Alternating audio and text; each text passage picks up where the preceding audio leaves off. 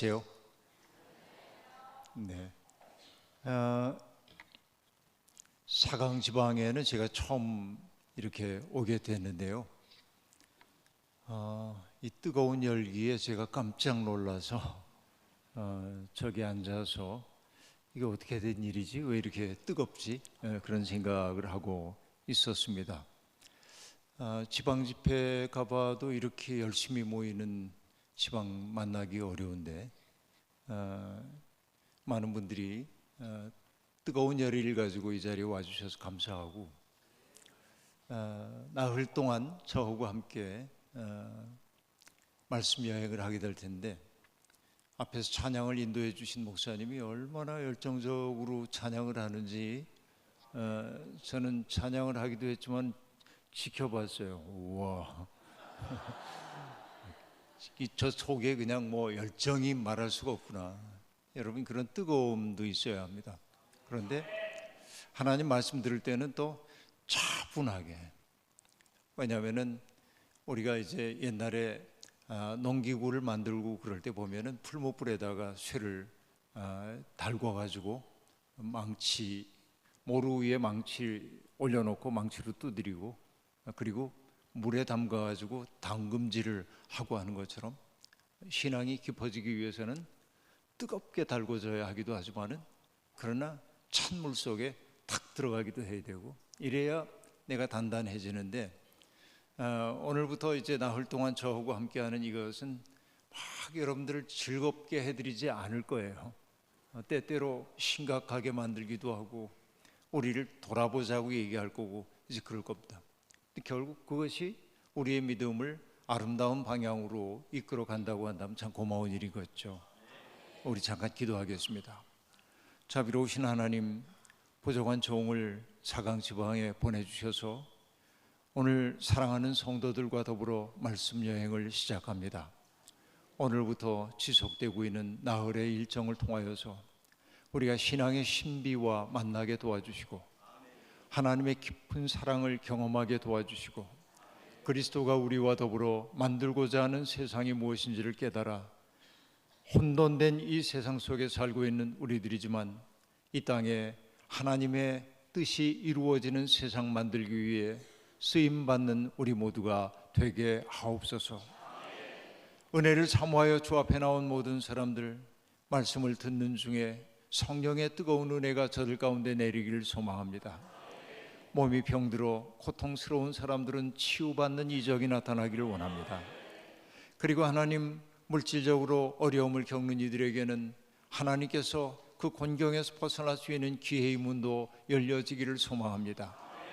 누군가와 더불어서 여러 가지 복잡하게 얽힌 사연 때문에 마음속에 큰 고통을 안고 사는 사람들이 화해하고 용서하고 용납할 줄 아는 믿음의 용기가 차오르는 복된 시간이 되기를 소망합니다.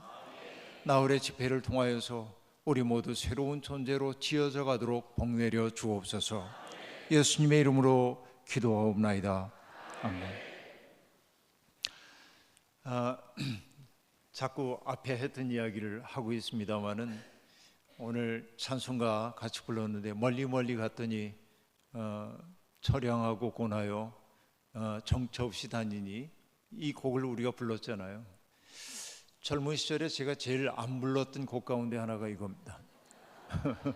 왜 그러냐면 여러분 그 가사가 너무 그 애상에 차 있는 것처럼 느껴져요.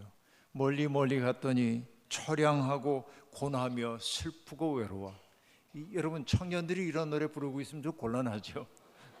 그러니까 저도 청년 시절에 이 곡이 나오면은 왜 이렇게 찬송가가 애상에 차 있어. 그러고 이제 이 찬송가 부를 마음이 별로 없었습니다.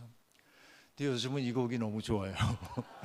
이런 곡이 나이 들었다는 뜻입니다. 아까 이제 초보적인 그 통계부터 잘못됐는데 제 나이를 잘못 소개했는데 공적인 소개가 그러하고 저는 그거보다는 좀 나이가 많은 사람입니다. 여하튼 나이가 이렇게 들다 보니까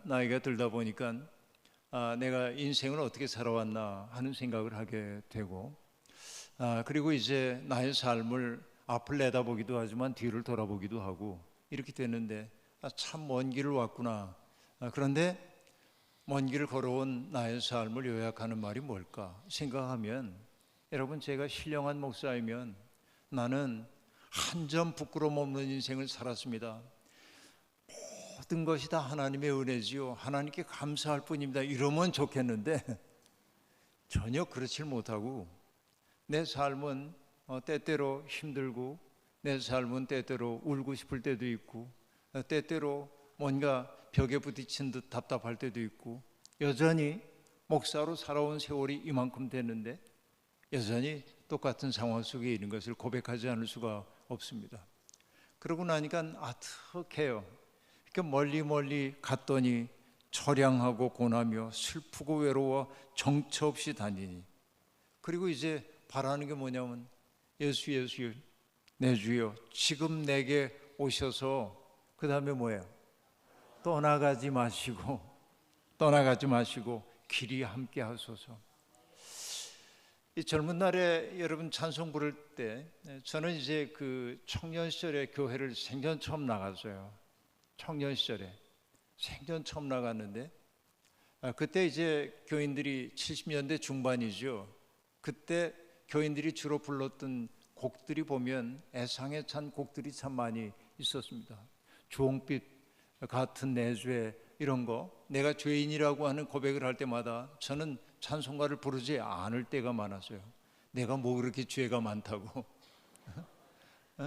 왜 이렇게 자기를 비하하는 거야? 왜 이렇게 인간이 자기를 비하하는 거야? 나를 비하해야 하나님이 영광 받으시는 거야? 저항감 같은 것들이 너무 크게 있었습니다. 근데 지금은 어떠냐면, 주홍빛 같은 내 죄, 그러면 그렇지, 내 죄가 주홍빛같이, 이것을 느낄 수밖에 없는 그런 나이에 비로소 당도하게 됐다 하는 얘기입니다. 여러분, 종종 제가 떠올리고 있는 얘기 가운데 하나가 뭐냐면, 동화 작가 가운데 권정생 선생님이라는 분이 있었는데, 그분이 썼던 책에 매우 흥미로운 이야기가 나옵니다. 옛날에 경북 봉화의 조그만 예배당에 종직이 노릇을 했는데, 종도 치고 교회 관리도 하고 그랬는데, 그 권정생 선생님이 들려주시는 말, 이런 얘기입니다. 한겨울이 되어 가지고서는 사람들이 새벽 기도를 하러 이렇게 나오면, 그때는 지금처럼 장의자가 있는 것도 아니어 가지고서는 방석을 바닥에다 깔고 거기에 엎드려서 기도하고 그러는데, 근데 너무나 가난한 교회였기 때문에 난방을 할 수도 없어 가지고 난방도 제대로 하지 못하고, 기껏 해봐야 갈탄 조금 떼는 거, 그건 온기가 얼마 전달되지 않은 그런 예배당에서 예배를 드리는데, 많은 사람들이 그 울면서 기도를 하지요. 대개 그때 가장 많이 불려졌던 찬송가가 뭐냐면, 천부여 의지 없어서 손들고 옵니다. 그죠? 천부여 의지 없어서. 여기 계신 어르신들도 어지간히 많이 부르셨을 텐데, 천부여 의지 없어서 손들고 옵니다. 여러분, 지금 우리 찬송가의 가사는 재미가 없어요. 그 뒤에 뭐라고 하냐면, 주 나를 외면하시면 나 어디 가리까? 외면하시는 거, 여러분 옛날 가사 어떻게 돼요? 주 나를 박대하시면 나 어디 가리까?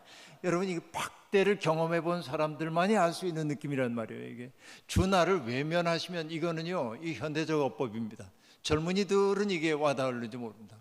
근데 나이 같은 분들, 그렇죠? 옛날에 가난하고 그러던 시절에 정말 누구에게 무시당하고 했던, 천대받았던 경험이 있는 분들은 주 나를 박대하시면, 그 말 속엔 뭐예요? 박대당했던 쓰라렸던 기억 같은 것들이 있는데, 주님마저 나를 박대하신다면 내가 어디 가겠습니까? 그렇죠? 그렇게 이제 눈물을 철철 흘리며 기도를 하고 가는 거예요. 근데 권정생 선생님이 말씀을 하십니다. 교인들이 다 돌아가고 나서 아침 햇살이 뉘엿뉘엿 이렇게 이제 비춰들 그 무렵에 보면, 창을 통하여서 비춰지는 햇빛 아래 이 예배당 마룻바닥에 보석들이 도처에서 반짝반짝 빛나고 있었답니다. 그 보석이 뭐냐면, 교인들이 흘렸던 눈물이 온 거예요. 그게 햇빛 비치고 나니까 보석처럼 보였단 말이죠. 그러니까 권정생 선생님이 하시는 말씀이 뭐냐면, 그때 그 순종했던 믿음이 오늘 우리에게 있는가라고 하는 질문입니다. 우리 다 살만하게 됐죠? 어지간히 경제적으로 어려움을 겪는 분들도 있고 여러 가지 어려움 겪는 분들도 있긴 있지만은 그러나 이전처럼 절박하지는 않단 말이죠. 우리가 정말 하나님께 찬양도 뜨겁게 하고 그러지만은 옛날에 주 나를 박대하시면 나 어디 가리까 했던 그 절박한 마음은 우리에게 너무 부족한 것 아닌가 하는 생각을 갖게 되는 것입니다. 저는 여러분과 더불어서 그래서 예수를 정말 이 시대에 믿는다는 게 뭘까? 하나님이 우리를 왜 불러주셨을까? 이런 생각들을 좀 오늘 내일 모레 깊이 좀 나눠보면 좋겠다 하는 생각해 봅니다. 왜냐하면 평생을 예수를 믿는다고 하는데 정말 성서가 우리에게 증언하고 있는 예수님, 성서가 우리에게 알려주고 있는 하나님 아닌 다른 것들을 따라가면 안 되잖아요. 근데 여러분 이게 굉장히 조심스러운 말이기도 하지만 많은 사람들이 예수를 믿는다고 하면서도 성경이 얘기하는 예수님이 아닌 자기가 머릿속에 그린 예수님을 믿을 때가 참 많아요. 이건 제대로 믿는 거라고 얘기할 수 없어요. 성경이 우리에게 전해주고 있는 하나님을 우리가 믿어야 하는데 그 하나님 아닌 내가 욕망으로 만들어낸 하나님을 하나님인 줄 믿고 사는 이들이 많이 있단 말이죠. 그러면 여러분 우리 인생 망하는 거 아니고 무엇이겠습니까? 그러니까 이런 오늘 사경에 신앙 사경에 혹은 뭐 부흥회를 통해서 우리가 해야 하는 것은 우리가 믿는 하나님이 어떤 분인지, 하나님이 우리를 부르신 까닭이 무엇인지, 우리가 믿고 있는 예수님이 누구인지에 대해서 깊이 알아야 한다는 얘기입니다. 여러분 이렇게 한번 질문을 한번 해보겠습니다. 하나님이 인간을 만드셨잖아요. 하나님이 인간을 만드셨어요. 아까도 우리 젊은이들하고 대화를 나눴습니다. 5시 반에 청년들과 청소년들이 왔어요. 우리 선교부 총무님께서 청년 청소년들을 초대했어요. 그리고 많은 젊은이들이 왔습니다. 아마 미끼가 있었던 것 같아요. 뭐냐면 햄버거가 있었고요, 또 치킨이 있었고요. 물론 여기에 젊은이들이 겨우 그 정도의 미끼에 넘어갈 사람들은 아닌 건 알지만 그러나 그 매혹을 떨치기는 어려운 건 또 사실이죠. 여하튼 많은 젊은이들이 와가지고 여기 가작이에요. 그 가작이라고 하는 이 카페를 가득 채웠습니다. 주문한 햄버거가 모자랄 정도로 많이 왔다고 얘기합니다. 그리고 젊은이들이 제게 쪽지로 뭔가 질문을 해가지고 그 질문에 대한 즉각적인 대답을 하면서 1시간여 젊은이들과 대화를 나눴습니다. 그 중에 하나가 어떤 젊은이가 이렇게 질문을 했습니다. 하나님을 창조주로 믿는다고 하는 말의 의미가 뭔가요? 라는 뜻이죠. 청년의 때 창조주를 기억하라고 하는데 어떻게 하는 게 창조주를 기억하는 겁니까? 이런 질문을 던졌습니다. 저는 그 질문이 정말 고마웠습니다. 왜냐하면 질문이 있다고 하는 것은 그렇게 살고 싶은 마음이 있는 거기 때문에 그래요. 그렇게 살고 싶은 마음이 없으면 질문이 일어날 수가 없습니다. 성경은 내 청년의 때 너를 지으신 분을 기억하고 창조주의 그 뜻을 행하라고 하고 있는데 이거 어떻게 해야 되는 겁니까? 하고 얘기합니다. 여러분 많은 사람들이 하나님을 창조주로 고백하는 것을 뭐라고 생각합니까? 하나님이 이 세상을 문자 그대로 뭔가 다 해와 달과 별을 만드시고 뭐도 만드시고 그러니까 자연 과학자들이 뭐라고 얘기하든 그건 다 허위고 여기 성경이 얘기하는 것만 진실이야. 이런 것은 믿음이 굉장히 좋아 보이지만은 그렇지 않아요. 이건 전혀 다른 문법 구조예요. 그러니까 여기에서 여러분 그 얘기를 여러분과 할 수는 없고 우리가 하나님을 창조주로 믿는다고 한 말의 의미가 뭔지에 대해서 우리가 알아차려야 한단 말이죠. 예를 들어 보겠습니다. 하나님이 세상을 창조하셨음을 여러분 믿으십니까? 그러면 하나님께서 나를 만드셨다는 것도 여러분 믿으십니까? 여러분 자신도 하나님이 만드신 것 믿습니까? 여러분 조심해야 돼. 왜냐하면 믿으신다고 얘기했죠. 그러면 내가 하나님의 작품이면 하나님의 작품인 나를 여러분 함부로 대할 수 있습니까? 무시해도 좋습니까? 모욕해도 괜찮습니까? 나하고 생각이 다르고 혐오해도 좋습니까? 갑자기 질문을 하고 나니까 여러분 이상해졌죠? 이게 중요한 거예요. 우리가 하나님이 세상을 창조하셨다는 고백 속에 담겨있는 의미가 바로 그거란 말이에요. 내가 이 세상에 존재하는 게 내 뜻이 아니라 하나님의 뜻. 나는 하나님의 작품이에요. 여기 감리사님도 하나님의 작품이에요. 내가 정말로 그렇게 믿는다면, 하나님이 우리를 내셨다고 믿는다면 어떻게 감리사님이 나하고 생각이 다르다고 내가 무시할 수 있겠으며 어떻게 미워할 수 있어요? 하나님의 작품인데. 그렇죠? 그러니까 하나님을 창조주로 믿는다고 하는 것은 뭐냐? 우리가 만나고 있는 모든 존재들을 존중하는 마음으로 살게 되는 거예요. 이 세상에 존재하는 모든 사람들이 때때로 미운 짓 하기도 하지만, 그러나 나는 그 사람 때문에 마음의 상처를 받기도 하지만은 하나님은 그를 여전히 사랑하신다는 사실을 받아들이는 게 하나님을 창조주로 믿는다고 하는 고백 속에 담겨있는 의미란 말이에요. 그러니까 인간을 여러분 하나님이 어떻게 만드셨다고 성경이 얘기하고 있죠? 하나님의 형상을 따라 만드셨다고 얘기했죠. 그러니까 여러분 하나님의 형상이라고 하는 게 뭐냐면, 여러분 하나님의 모습을 따라 인간을 이렇게 만들었다는 얘기로 이해하면 안 됩니다. 하나님이 우리처럼 눈, 코, 입, 귀가 있다고 생각하면 안 됩니다. 하나님이 남성입니까? 여성입니까? 갑자기 심각해졌죠. 우리는 하나님 아버지 그러잖아요. 그러니까 하나님 남성이에요? 아니요. 하나님은 남성도 여성도 아니에요. 하나님이셔요. 그렇죠? 그러니까 여러분, 우리가 하나님의 형상대로 지음받았다는 것은 우리의 모습이 하나님을 닮았다는 말이 아니란 말이에요. 그러면 여러분, 인간이 하나님의 형상대로 지음받았다는 것, 신학적으로 많은 설명 제가 할 수 있어요. 동물에게 없는 인간에게만 있는 독특함, 인간이 가지고 있는 영적 능력, 인간의 책임성, 모든 게 다 하나님의 형상과 관련돼요. 신학적 얘기하고 싶지 않아요. 다만 이렇게 여러분께 얘기하고 싶어요. 내가 하나님의 형상이라고 하는 건 뭘 의미하냐면, 사람들이 나를 보고 하나님이 정말 계셔, 이걸 느끼도록 사는 게 하나님의 형상이에요. 그래요, 안 그래요, 여러분? 그렇죠. 그러니까 여러분, 많은 사람들이 난 하나님이 계신 줄 몰랐어. 근데 보니까 목 목사님을 보니까 하나님 계신 거 알겠어. 뭐 때문에 그렇게 느꼈어? 목사님의 그 마음씀이 사람은 저마다 다 이기적인데 목사님은 정말 자기의 몸 괴로운 거 생각 안 하고 사람들을 세심하게 돌보고, 그렇죠? 노인들 요양원 해가면서 노인들을 극진히 사랑하고, 이런 모습을 보니까 정말 목사님을 통해서는 하나님 느꼈어. 그럼 그때 목사님은 하나님의 형상인 거예요. 여러분, 한국의 유명한 문학가였던 박완서 선생님이라는 분이 계신데요. 이 박완서 선생님 세상 떠났습니다마는 참척의 고통을 겪은 적이 있습니다. 참척의 고통이 뭔지 여러분 아시죠? 옛날부터 우리 이런 얘기 했습니다. 부모님이 돌아가시면 청산에 묻지만은 자식이 죽으면 가슴에 묻는다고 그러지 않아요?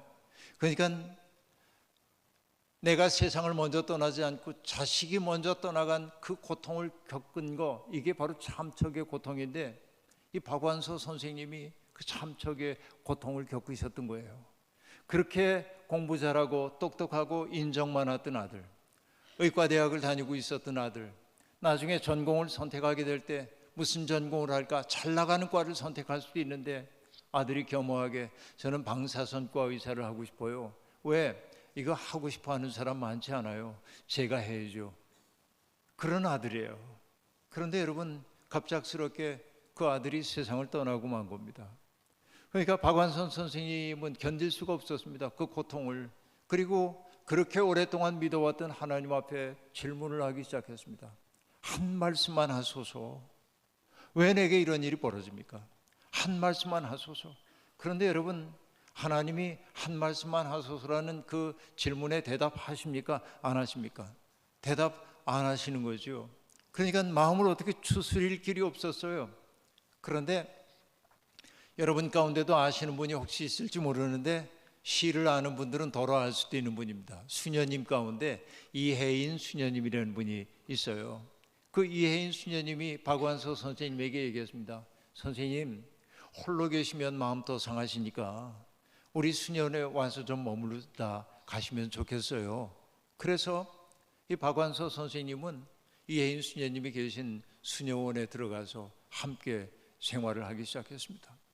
하루에 몇 번씩 하는 기도 모임에 가가지고 기도하고 울기도 하고 여전히 한 말씀만 하소서라고 기도를 하고 있는데 대답이 없었어요. 마음이 잘 추스려지지 않습니다.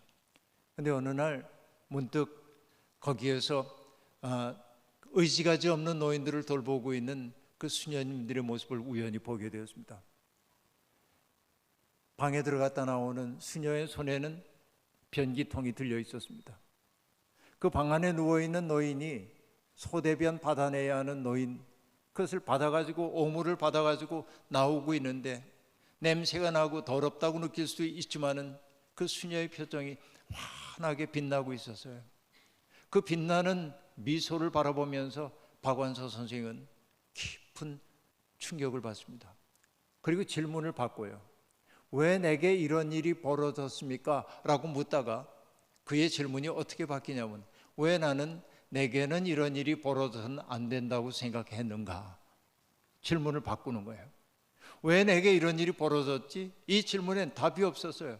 그러나 왜 내게는 이런 일이 벌어질 수 없다고 착각했던가? 라고 생각을 합니다. 그러고 나니까 세상이 달리 보이기 시작했어요. 그리고 아까 얘기했던 그 누군가의 소대변을 받아내고 있는 그 수녀님의 환한 얼굴을 바라보면서 인생에 다른 차원이 있다는 것을 느끼는 거예요. 결국 그게 뭡니까? 그 수녀의 얼굴 속에서 박완서 선생님이 본 것은 뭐죠? 하나님의 모습을 본 거란 말이에요. 그렇죠? 여러분, 형에서와 갈등 때문에 바단 아람으로 도망갔던 야곱 이야기 아시잖아요. 20년 동안의 객지 생활을 마치고 야곱이 고향으로 돌아옵니다. 그런데 두려워요. 왜냐하면 형 에서가 저 녀석을 죽이고 말리라 하고 장담했던 그 소리가 귓전에 쟁쟁하게 들려오기 때문입니다. 그런데 야곱은 두려워가지고 자기의 재산과 가족들을 두 떼로 나눠가지고 하나 앞서 보내고 하나는 뒤에 보내면서 야복강나루에서 밤새 엎드려 있는데 하나님의 사자가 나타나가지고 그가 씨름을 하잖아요. 그리고 여러분 그 씨름에서 죽을 힘을 다해 싸우는데 새벽녘이 가까이 왔을 때 그 천사가 나를 놓아달라고 얘기를 합니다. 나를 축복하기 전에 놓아드릴 수가 없습니다 라고 얘기합니다. 환도뼈가 부러지는 고통을 겪기도 했습니다. 그러나 야곱은 그 천사를 놓지 않고 나를 축복하기 전에 놓아드리지 않겠다고 얘기했을 때 천사가 비로소 물어봅니다. 내 이름이 무엇이냐 하고 묻습니다. 제 이름이 야곱입니다 하고 말하죠. 야곱의 이름 뜻은 뭐예요 여러분? 발뒤꿈치를 잡는 자란 뜻이잖아요. 야곱의 인생은 누군가의 발뒤꿈치를 잡는 자였어요. 약자로 태어난 까닭이기도 했지만 형에서의 장자권도 붉은 콩죽 한 사활을 가지고 장자권을 뺏기도 하고 아버지 이삭을 속여서 형에게 돌아가야 할 축복을 가로채기도 하고 바담 아람에서 서로 속고 속이긴 했지만은 외삼촌 라반의 재산을 자기의 거로 만들기도 하고 그러니까 발목 잡는 사람이었단 말이에요. 속이는 자란 말이에요 야곱이. 그런데 하나님의 사자가 그의 이름을 듣고 뭐라고 얘기합니까? 이제부터는 너의 이름을 이스라엘이라고 하여라 라고 말합니다. 이스라엘은 어떤 뜻이에요? 하나님과 겨루어 이긴 자라고 하는 뜻이죠. 그러니까 하나님과 싸워서 하나님을 내가 노가웃시켜서 그런 얘기가 아니고 내 방식대로 살아왔던 것이 과거의 야곱이라고 한다면 내 방식 다 무너졌어요. 내 자부심의 근원이었던 내 다리가 무너졌어요. 다리가 무너진 거예요. 환도뼈가 부러짐으로. 내 힘으로 할 수 있는 일 아무것도 없어요. 그러나 그는 치열하게 하나님 붙들고 복을 달라고 얘기했어요. 그래서 하나님의 은총으로 사는 새 사람이 된 거예요. 그게 이스라엘인 거예요. 그러자 두려움의 밤이 지나갑니다. 그리고 형을 향해 나아갈 담력을 얻게 됩니다. 형이 나를 죽인다면 죽임을 당하리라 하고 가는 거죠.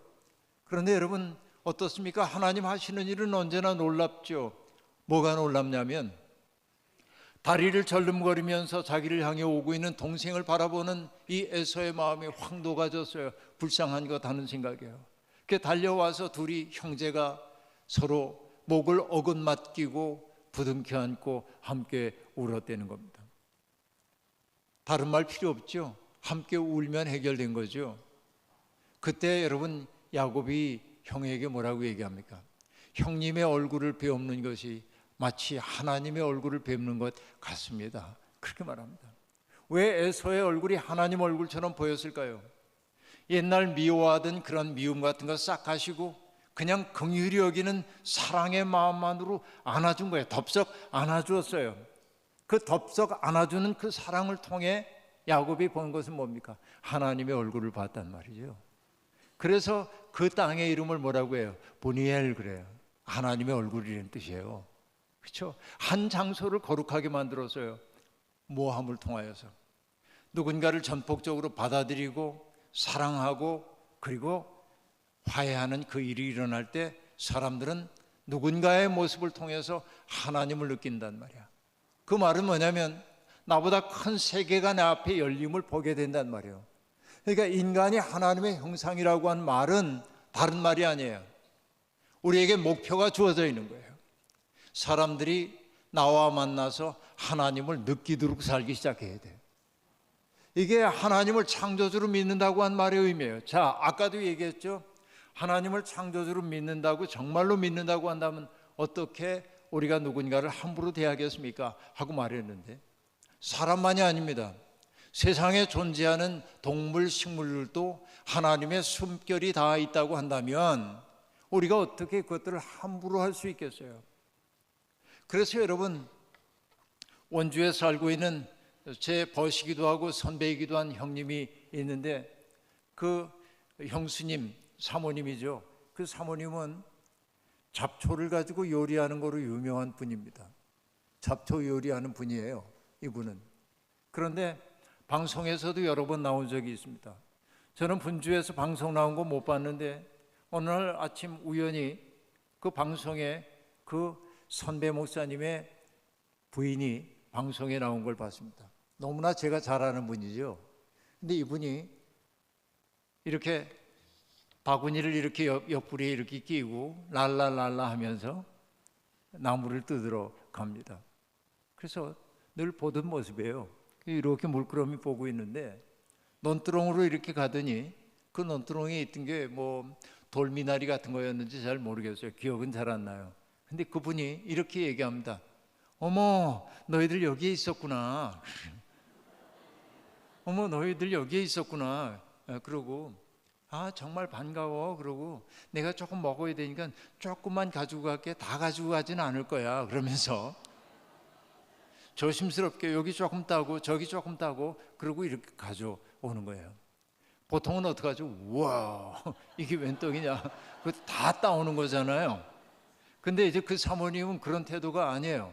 그러니까 너희들 여기에 있었구나. 어차피 내가 좀 먹어야 되니까 조금만 가져갈게. 다 가져가지는 않을 거야. 이런 마음이에요.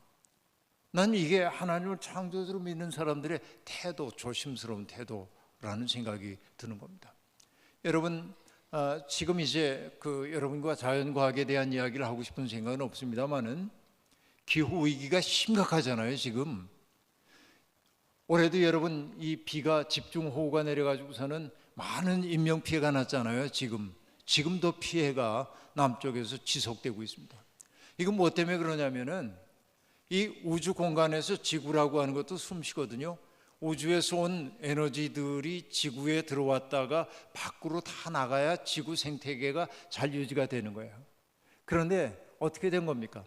인간들이 화석 연료를 너무 많이 사용해서 석탄 떼고 석유 다 떼고 이래가지고서는 뭐냐면 이산화탄소가 막을 형성을 이렇게 해놔가지고 외부의 에너지가 들어오기는 했는데 나갈 수가 없게 됐어요. 많이.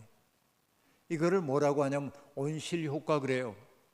온실이 따뜻한 것처럼 지구가 더워지기 시작했어요. 그러니까 밖으로 나가야 할 에너지가 나가지 못하고 지구에 쌓여 있어요. 그래서 얘들이 뭉쳐 있다가 어떤 지역에 가다가 그 에너지가 갑자기 쏟아져요. 이게 집중호우로 나타나는 겁니다. 어떤 곳에서는 비가 한 점 내리지 않기도 합니다. 어디엔 극단적인 추위가 찾아오기도 합니다. 이래서 지금 지구가 끙끙 앓고 있다고 하는 징조가 세계 도처에서 벌어지고 있는 것입니다. 그래서 지금을 가리켜 뭐라고 얘기하냐면 신생대의 마지막 기인 홀로세라고 얘기를 하고 있는데, 지질학적 시대로 얘기하면 과학자들이 조심스럽게 뭘 하기 시작했냐면, 지금은 이제 홀로세를 넘어서서 인간세라고 얘기하는데, 안트로포신이라고 얘기하는데, 인간의 활동으로 말미암아 지구 생태계가 완전히 변화되는 세상이 지금 오게 됐다는 겁니다. 세상이 얼마 남지 않았다는 거예요. 이게 전부 어떤 것입니까? 하나님이 세상을 창조하셨다고 믿는 사람들에 의해 저질러진 일이란 말이죠. 그럼 이 시대에 우리가 정말로 하나님을 창조주로 믿는다고 하는 것은 뭐냐면, 지금까지 살아왔던 우리의 삶의 방식이 잘못되었다는 것을 깨닫고, 그렇죠? 식물 하나, 동물 하나가 얼마나 소중한지를 깨닫고, 이 자리에 있는 사람들 하나하나가 하나님의 걸작품임을 깨달아서 조심하고 존중하기 시작할 때 문명은 변형되리라고 생각해요. 믿는 사람들의 정말 노력이 필요한 것은 바로 그것 때문입니다. 우리가 하나님을 창조주로 믿는다고 얘기하면서 내 삶의 방식은 하나님의 창조물들을 파괴하는 방식이라고 한다면, 믿는다고 말하면서 오히려 하나님을 거스리는 것 아니고 무엇이겠습니까? 그러니까 여러분, 제가 여러분께 질문을 제기했을 때 하나님이 저를 만드신 걸 믿습니까? 그랬더니 여러분 용감하게 아멘 그랬어요. 여러분을 하나님이 만드신 것도 믿습니까? 그랬더니 아멘 그랬어요. 그럼 여러분, 하나님의 걸작품인 여러분을 무시하지 마십시오. 스스로를. 나 같은 건 아무것도 아니야. 배운 것도 없고 병약하고 아무것도 아니야. 여러분, 그런 말 하지 마세요. 여러분이 여전히 숨을 쉬고 있는 까닭은 하나님의 은혜가 지속되기 때문에 그렇습니다. 여러분, 하나님이 흙으로 인간의 형상을 만들고 뭐 했다고 얘기했어요? 그 코에다가 생기를 불어넣었다라고 얘기하죠. 루아흐라고 얘기해요. 생기를 불어넣었어요. 그랬더니 그가 생명이 되었다라고 얘기합니다. 이 얘기를 보면서 우리는 흔히 뭐라고 생각하냐면, 그렇지, 하나님이 인류의 첫사람인 아담을 흙으로 만들고 그의 코에 생기를 불어넣어 인간을 만들었지, 과거에 그런 일이 있었어, 이렇게 생각해요. 그러나 여러분, 이 아담의 창조 이야기는 과거에 있었던 일을 얘기하는 게 아니에요. 우리들 얘기입니다. 아담이라고 하는 이름은 뭐와 관련이 되냐면, 히브리 말로 흙을 뜻하는 아다마라고 하는 말에서 나온 게 아담이에요. 그러니까 세상에 존재하는 모든 사람들은 다 흙이에요. 죽으면 흙으로 돌아가요. 그러니까 내가 이 세상에 이렇게 생겨난 것도 뭐냐면 하나님이 만드신 거예요. 그리고 하나님이 하신 일이 뭐였다고 얘기했어요? 코에다가 생기를 불어넣었대요. 과거의 사건 아니라고 얘기했어요. 뭐 때문에 그러냐면, 여러분 지금 숨 쉬고 계시죠? 숨 안 쉬는 분 계십니까? 그 숨을 다 쉬고 계시죠? 이 숨은 내가 의식하지 않아도 쉬어지잖아요. 내가 쉬는 줄 알지만 주님이 내 속에 숨을 불어넣고 계신 거예요. 내가 세상 떠날 때는요, 숨 쉬고 싶어도 쉴 수가 없어요. 숨의 주인은 내가 아니기 때문에 그래요. 숨은 하나님이 불어넣으실 때만 쉴 수 있는 거예요. 그러니까 내가 산자의 땅에 지금 있고 숨을 쉰다고 하는 것은 뭐냐? 하나님의 사랑에, 하나님의 희망이 지속되고 있음을 의미해요. 하나님의 걸작품인 나를 내가 어떻게 무시할 수 있어요? 그러니까 여러분, 자기 비하에 빠지지 마세요. 오래전입니다마는 여러분, 우리 교인 가운데 한 분이 아주 똑똑한 여성이 한 분 계셨어요. 할머니입니다. 돌아가셨는데요. 이분이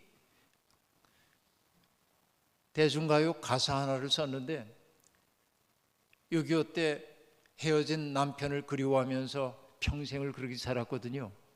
그래서 이 권사님이 그 남편을 그리워하면서 글 하나를 썼어. 그리고 이걸 노래로 만들고 싶은데, 그 할머니 생각에는 이 노래는 조용필이 불러야 돼, 그렇게 생각했어요. 그래서 조용필을 찾아가가지고 가사를 내밀고, 이거 당신이 좀 만들어. 그래서 만든 노래가 일편단심 민들레라고 하는 곡입니다. 여러분 그런 곡 들어보신 적이 있나요? 이제 우리 권사님이십니다. 근데 이 권사님이 나이가 많아지셔가지고 병상에 누워 계셨어요. 신방을 가곤 합니다. 어느 날 신방을 가봤더니 권사님의 침상이 이렇게 높여져 있어요. 침대가. 권사님, 왜 침대를 이렇게 높이셨어요? 이게 꼼짝도 하지 못하니까 답답한데 벽에 가려져서 창밖도 보지 못하고, 그러니까 아들한테 부탁을 해가지고 이 침대의 높이를 높여서 창밖을 내다보게 되었다는 겁니다.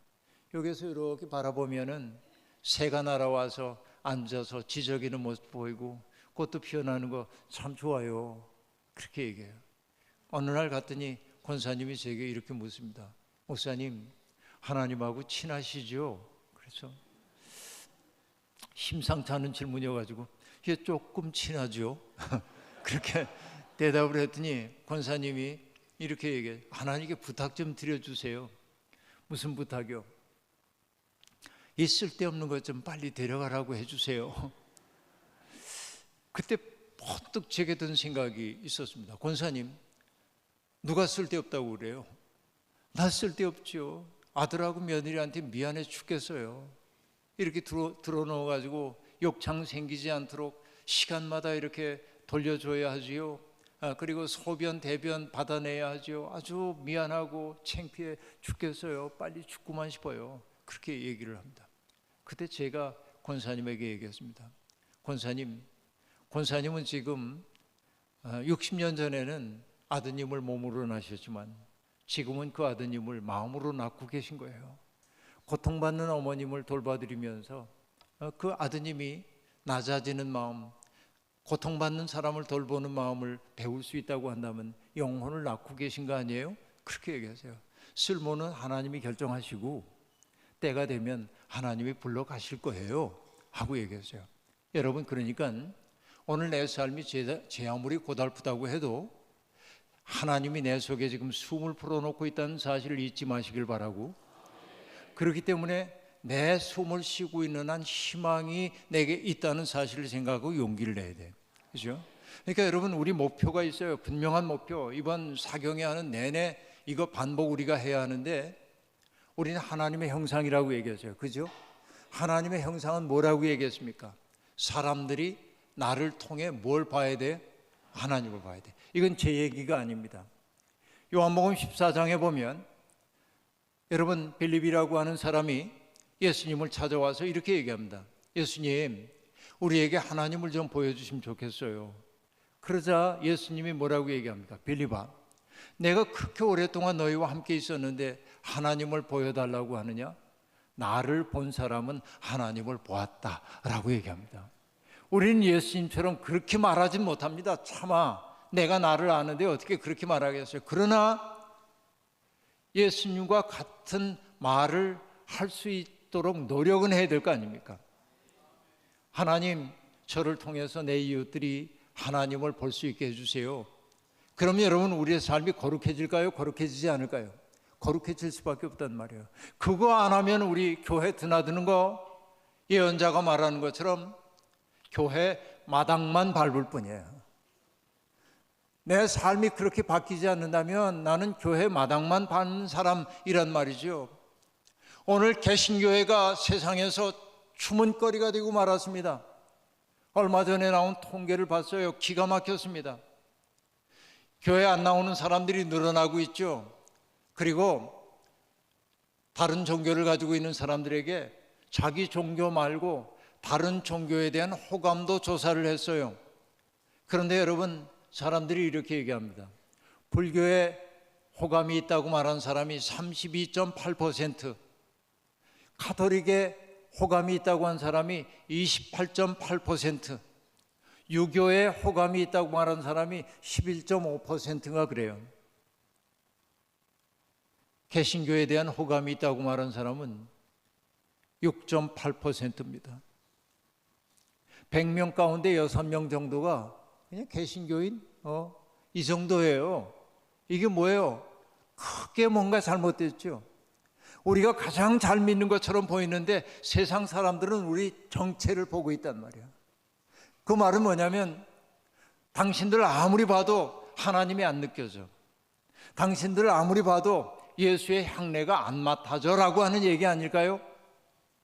그러니까 우리는 서운해할 것 없어요. 이게 우리의 실상이구나 하고 생각해. 지금부터 다시 해야 돼. 나를 통해 하나님의 모습을 사람들이 느낄 수 있도록 살아야 돼. 그리스도의 향내를 맡을 수 있도록 살아야 한다는 얘기입니다.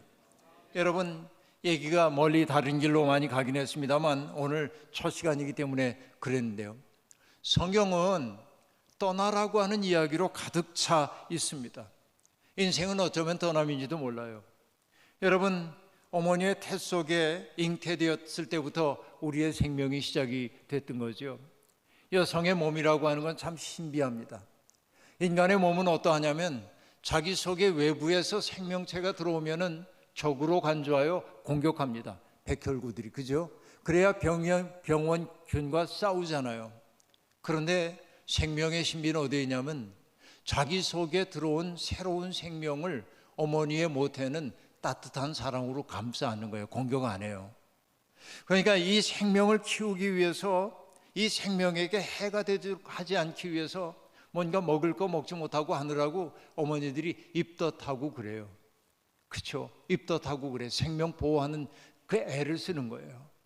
그리고 여러분, 이 속에서 9개월 동안 아이들이 뱃속에서 평안하게 머무는 거예요. 그러니까 여러분, 어머니의 태중에 있었을 때처럼 생명이 환대받을 때가 언제 있을 거예요? 그렇죠? 노래도 불러주잖아요. 뱃속에 있는 아이에게 노래도 불러주고 얘야 뭐 얘기도 하고요.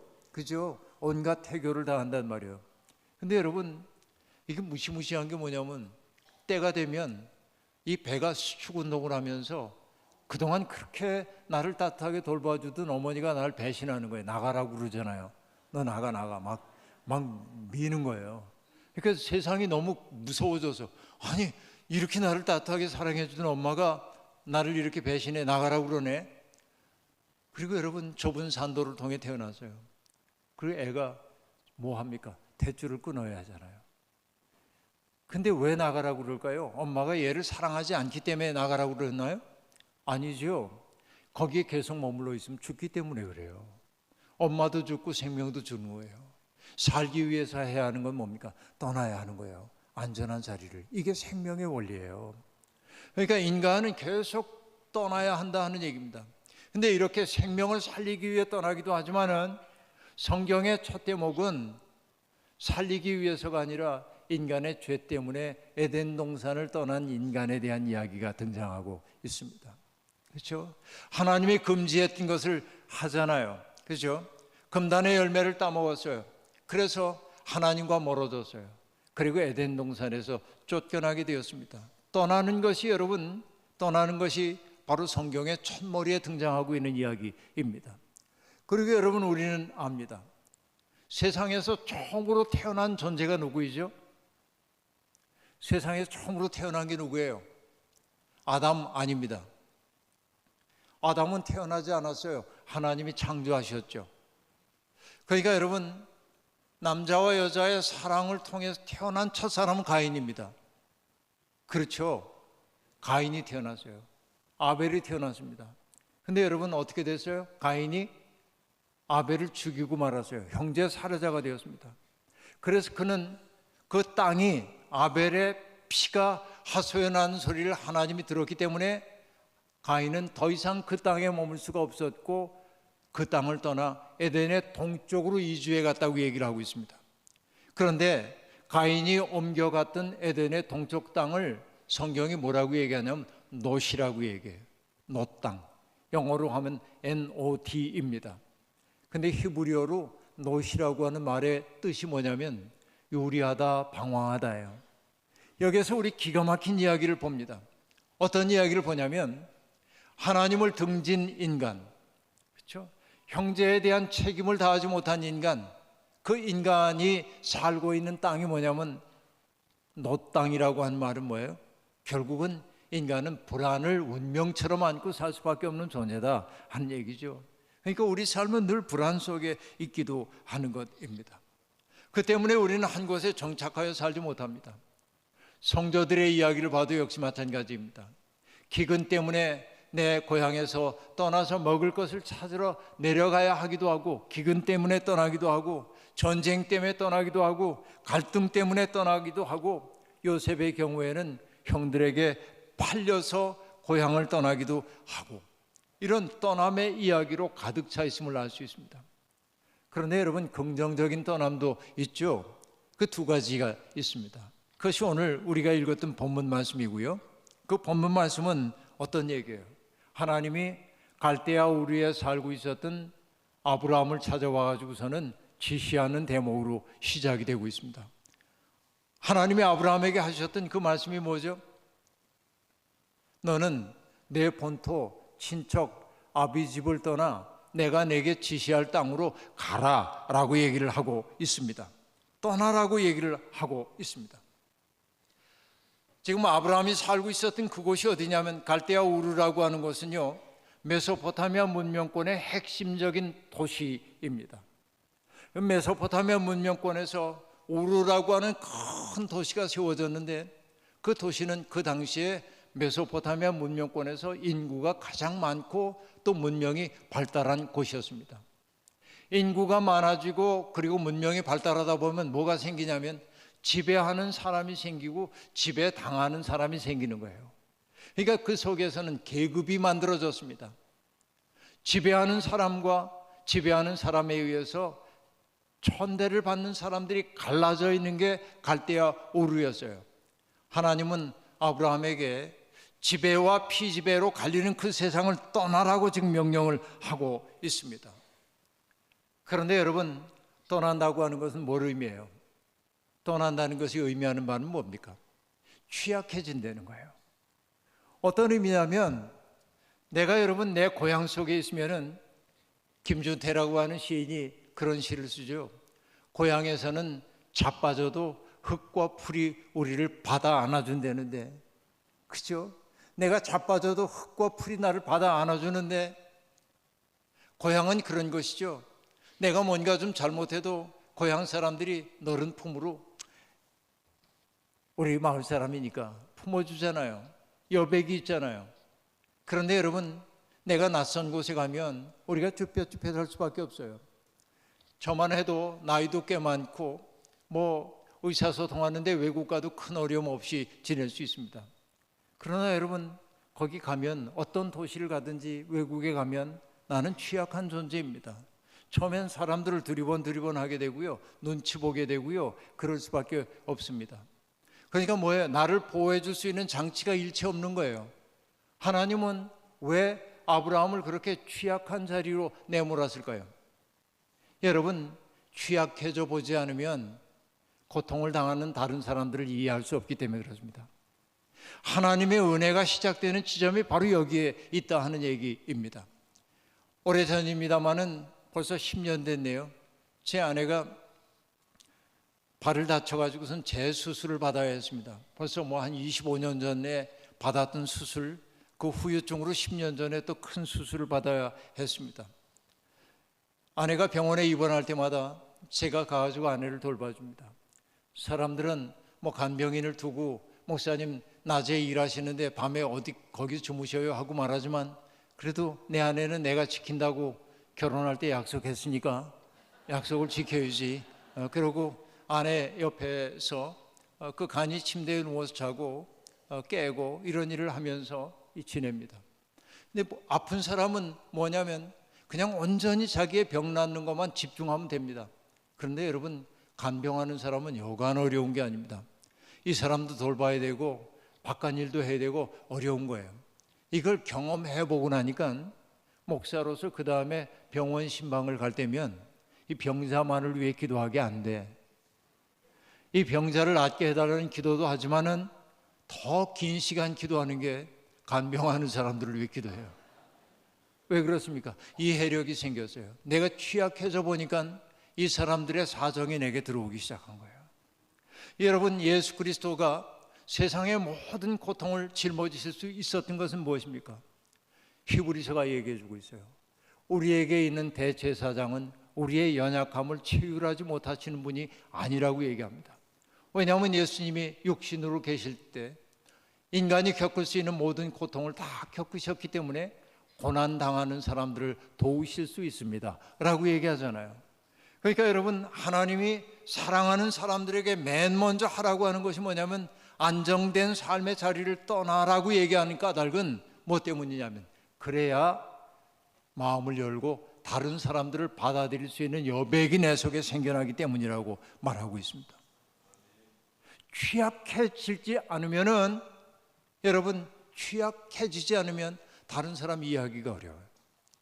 여러분, 앙리 16세입니까? 앙리 16세의 아내 마리 앙뚜아네트, 단도대 이슬로 사라진 그 유명한 여성이 했다는 말, 실제로는 그런 말 안 했을 거라는 게 정설이지만 풍문으로 떠도는 얘기 있죠. 민중들이 먹을 것이 없어서 폭동을 일으켰다고 얘기하니까, 왜 먹을 거 빵 없으면 케이크 먹으면 되잖아 하고 얘기했다는데, 그러니까 고통을 겪어보지 않은 사람들이 엉뚱한 얘기하는 거죠. 고통을 겪어보지 않은 사람은 고통 겪는 사람들을 이해하기가 어려운 거예요. 그러니까 하나님은 인류의 이 믿음의 조상으로 삼았던 그 아브라함에게 맨 먼저 뭐냐면 안정된 내 삶의 자리를 떠나서 불안정함 속으로 들어가라고 얘기합니다. 그때 불안정함 속에 들어가게 될 때 아브라함은 두 가지를 의지하지 않을 수 없습니다. 하나님, 불안해요, 저를 지켜주세요. 하나님 의지할 수밖에 없어요. 하나님께 기도할 수밖에 없어요. 취약해지기 때문에. 또 하나는 뭡니까? 나와 만나는 사람들이 내게 적대 감정을 갖지 않도록 노력해야 합니다. 저 사람들이 내게 호감을 가질 수 있도록 해줘야 합니다. 그러기 위해서는 뭘 해야 합니까? 이기적으로 살면 저 사람이 내게 호감 가질 수가 없어요. 저 사람들이 내게 호감을 갖도록 하기 위해서는 뭘 해야 합니까? 내가 그들에게 선물이 되어줘야 하는 거예요.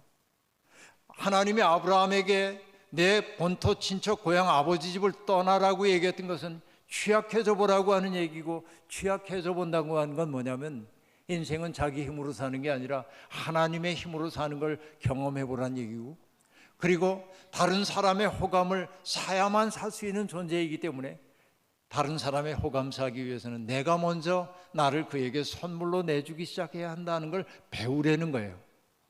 그것을 여러분 신학적으로 뭐라고 얘기를 했냐면 이렇게 얘기합니다. 하나님이 아브라함에게 약속했죠. 내가 큰 민족을 이루게 될 거야. 이렇게 얘기합니다. 크게 이름을 떨치게 될 거야. 이게 약속이었어요. 그리고 또 말씀하십니다. 떠난다고 해가지고 불안해하지 말아라. 내가 너와 함께 있어서 너를 지켜줄 거야 하고 얘기합니다. 그렇죠? 복을 줄 거다 하고 얘기했고, 두 번째는 너를 지켜줄 거다라고 얘기를 했습니다.